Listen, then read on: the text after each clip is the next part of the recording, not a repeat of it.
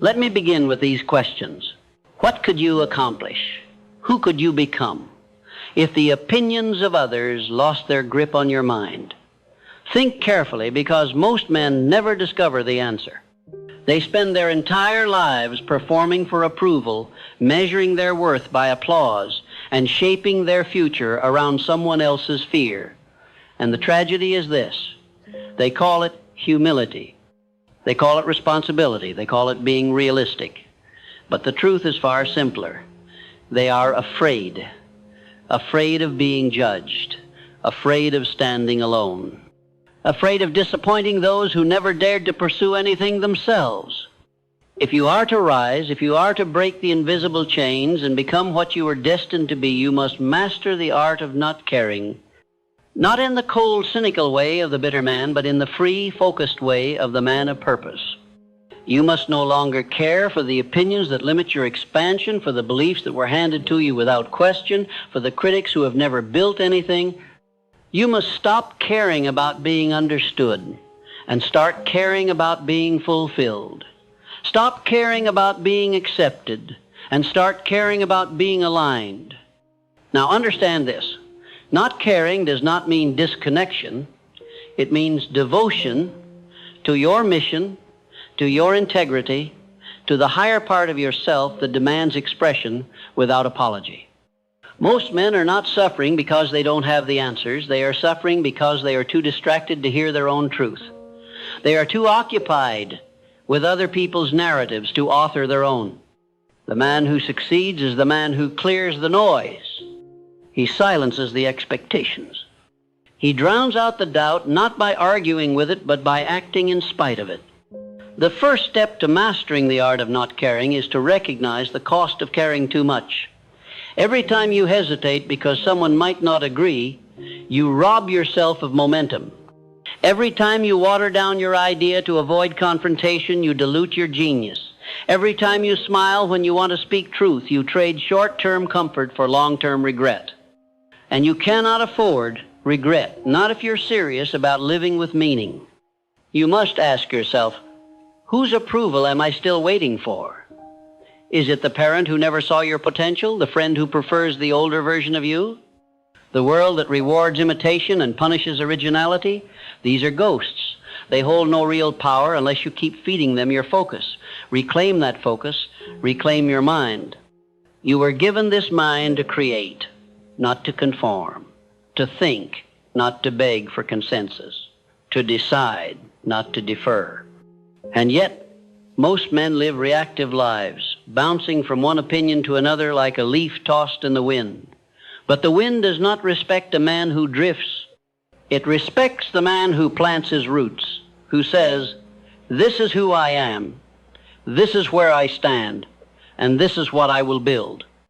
That man becomes unshakable, not because the storm doesn't come, but because he no longer fears the storm.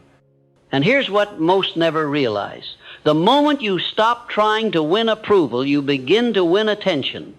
Not the desperate kind that fades, but the grounded, magnetic kind that compels.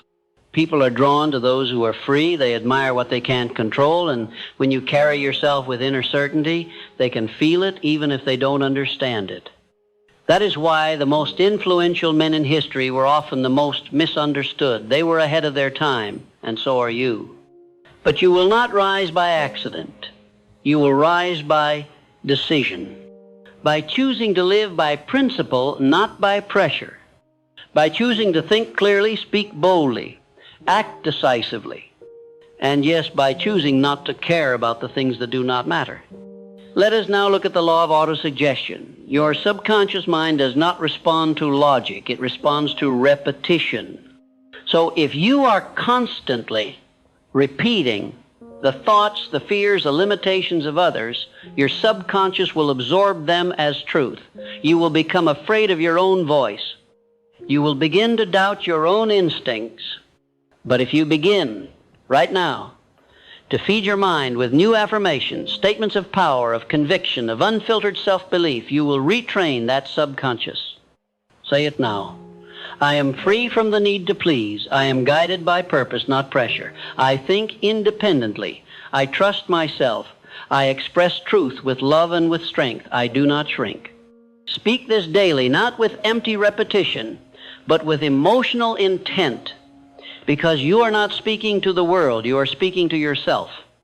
You are reminding the deeper part of you that you are no longer interested in performing, you are here to become, and becoming requires that you say no often. No to distractions, no to gossip, no to energy leaks, no to the lure of fitting in, because every yes to someone else's agenda is a no to your own greatness. Let that settle in. You cannot live fully if you are still asking for instructions from those who have never walked the path you are now forging. Greatness demands separation, not forever, but for a season. You must be willing to withdraw from the noise long enough to hear your own signal. You must step back in order to step forward. This is not weakness, this is wisdom. The oak does not grow by being in the crowd. It grows by stretching deep into the earth and high into the sky, undistracted. So must you. And once you taste this clarity, this internal authority, you will never trade it again. You will never again put your future in someone else's hands. You will never again be owned by their opinion, flattered by their approval, or paralyzed by their disapproval. You will stand not in arrogance, but in awareness. Not above them, but beyond their control. You must also understand that the world is not against you, it is indifferent, and that is a gift, because it means you are free to shape your life according to your design. You do not need a green light. You are the green light. You do not need permission to create, to speak, to lead. You must give yourself permission. And when you do, the world adjusts. So the question is not, what will they think?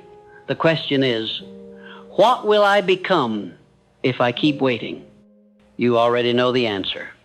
You'll stay small, you'll shrink, you'll comply, you'll be liked but not respected, you'll be accepted but not fulfilled. And one day you'll wonder, what could have been? Let that thought shake you awake, because the moment you stop caring about what they think is the moment you begin to care about what truly matters.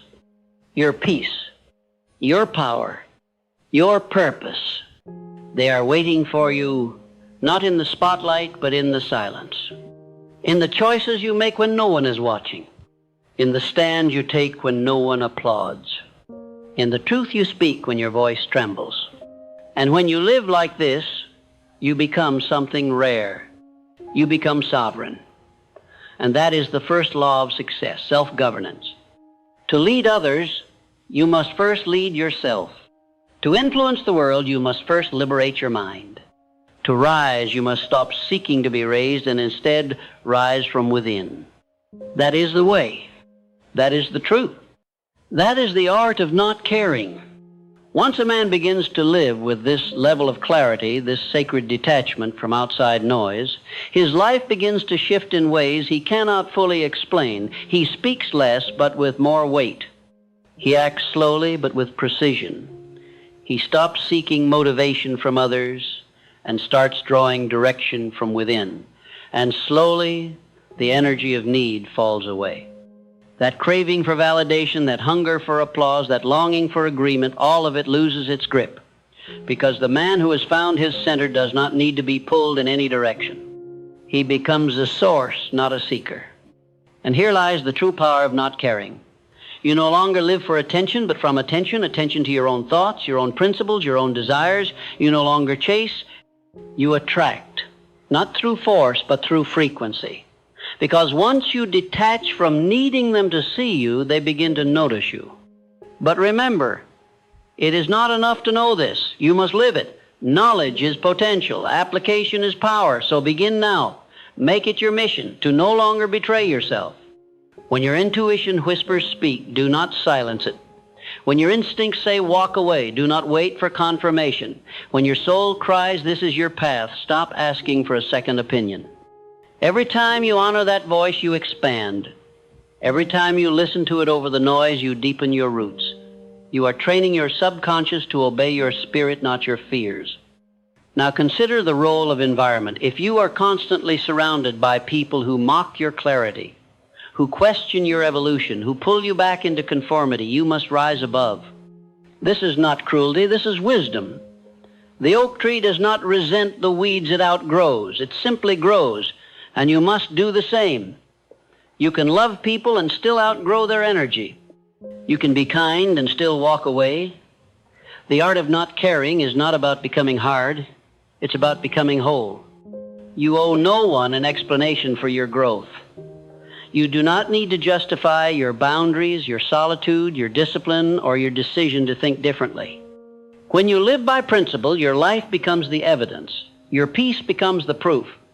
And the ones who were meant to walk with you will recognize it, not by what you say, but by how you show up.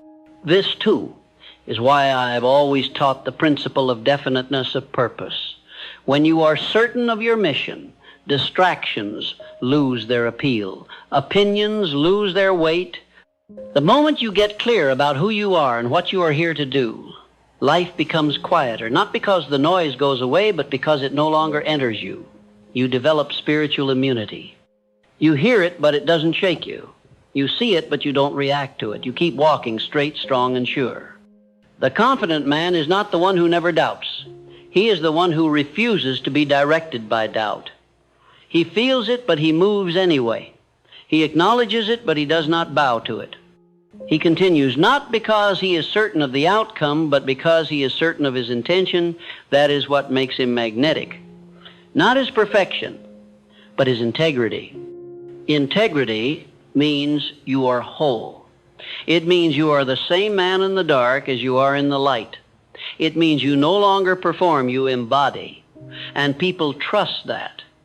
They may not understand your choices, but they will feel your authenticity. And authenticity, I tell you, is the new currency. It cannot be bought, it cannot be faked, and it cannot be stolen. It is earned through daily alignment, through thousands of unseen choices, through the discipline of living from the inside out. Now let us speak of faith, because the man who does not care what others think is not without belief. He simply chooses where to place it. He no longer places it in people's moods, in fleeting trends, or in public opinion. He places it in universal law, in his God-given power to choose his thoughts. In the divine principle that what is sown in silence will be reaped in season. And this faith becomes a shield. It guards his mind. It sustains him when the world is quiet. It becomes his source of rest. When you walk by this kind of faith, you stop forcing things, you stop begging, you stop pretending. You do what you're here to do. You build with focus. You move with peace. You let others talk while you plant seeds, and then when the harvest comes, they will say, "Where did he come from?"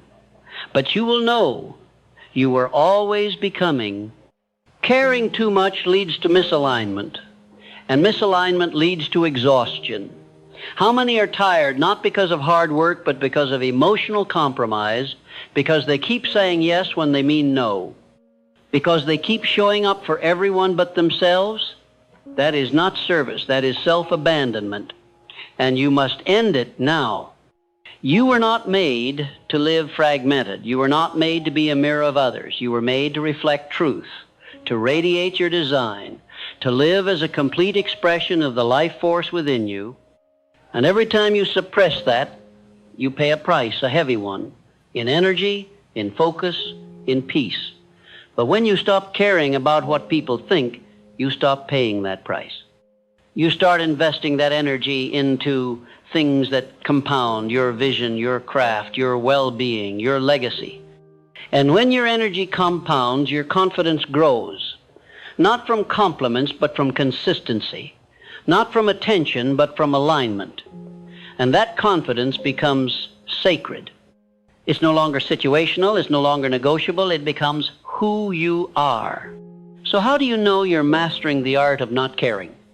You don't explain as much. You don't rush. You don't justify. You make peace with being misread. You say less, but what you say lands with weight. You feel more grounded in silence than in the spotlight. You care deeply about the mission and less about the noise surrounding it. This is the man who builds movements, who births ideas, who carries a presence that cannot be copied, because he has made the decision once and for all to live by truth, to serve without need, to create without compromise. And the world, it adjusts, slowly at first, but eventually it bends toward the man who is rooted in his convictions.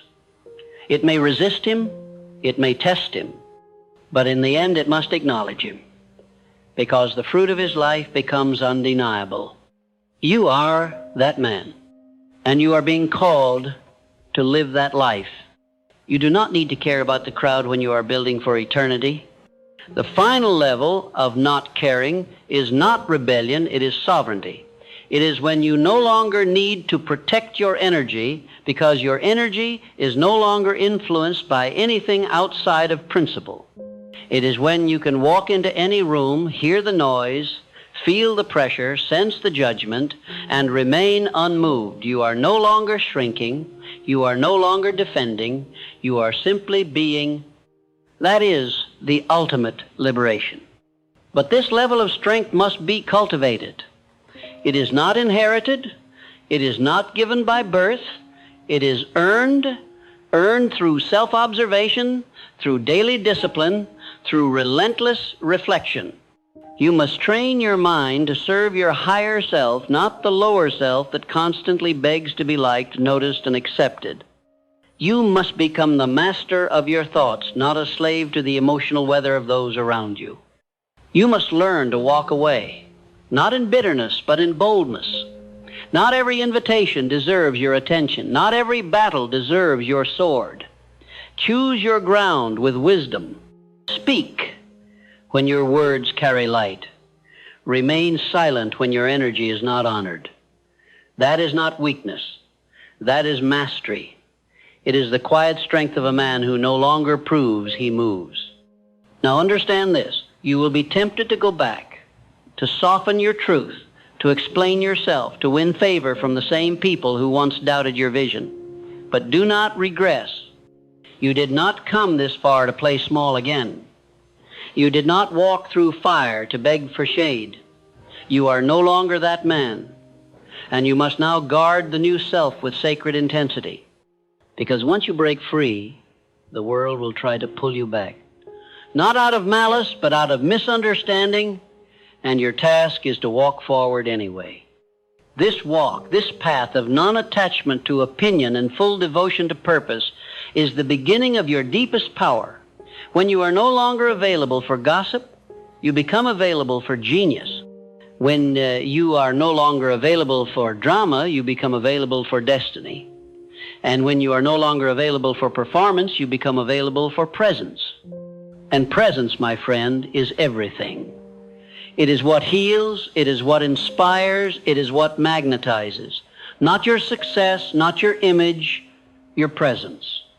But you cannot carry presence if you are still carrying fear. Fear of rejection, fear of judgment, fear of failure. Let them go. They are illusions, powerless unless you bow to them. Let your actions rise from vision, not validation. Let your goals be driven by impact, not impression. Let your life be measured not by how many agree with you, but by how deeply you lived in alignment with truth. And truth is this. You were never created to live under the control of shifting emotions, public reactions, or inherited expectations. You were created to think, to will, to build, to speak, to rise. And every step you take in that direction, even if taken alone, makes you stronger than the entire crowd moving in fear. Do not be distracted by the noise. It will grow louder as you grow stronger. It will surround your rise like smoke surrounds fire. But remember, smoke cannot burn you. The fire is within you. And as long as that fire burns for something real, something bigger than your image, something truer than applause, then you are unstoppable. Yes, it will cost you. It will cost your comfort. It will cost your approval. It may cost relationships that were never meant to last. But what you gain will eclipse it all. You will gain clarity. You will gain conviction. You will gain the company of other rare souls who walk by vision, not by noise. And above all, you will gain yourself. You are not here to play a part. You are here to live the truth. You are not here to entertain others' expectations. You are here to fulfill your own potential. You are not here to wear masks. You are here to be seen. Seen by yourself, seen by God, seen by those who are ready to rise beside you. And you cannot be truly seen until you remove the weight of false caring. So from this moment forward, release it. Release the need to be liked. Release the fear of being wrong. Release the burden of explaining yourself to those who refuse to understand. And stand. Stand in your truth. Stand in your power. Stand in your calling. This is the beginning of true success, because success is not found in status, it is found in sovereignty. It is the ability to walk into a room without changing your tone, to speak truth without bracing for rejection, to build your work without chasing applause, to give your best without needing it to be received perfectly. It is to walk in peace when misunderstood, to lead when questioned, to love when judged, to keep becoming when others would rather you stay small. And when you live like this, something miraculous happens. You begin to care again, but about the right things. You care about your health, your integrity, your mission, your inner circle, your alignment, your legacy. You care deeply, but selectively, and that is the art. To stop caring about everything so you can finally care about what actually matters. And what matters is that you lived fully, spoke clearly, loved deeply, served greatly, and walked in truth regardless of how it was received. Because truth does not need to be received. It needs only to be lived. And the man who lives it becomes a magnet, not because he is trying to be, but because the world always follows a man who has mastered himself. You are that man. You have everything within you. Now choose to walk the path with focus, with discipline, and with devotion. And never again let the opinions of the world decide the future of your soul. You are free now. Live like it.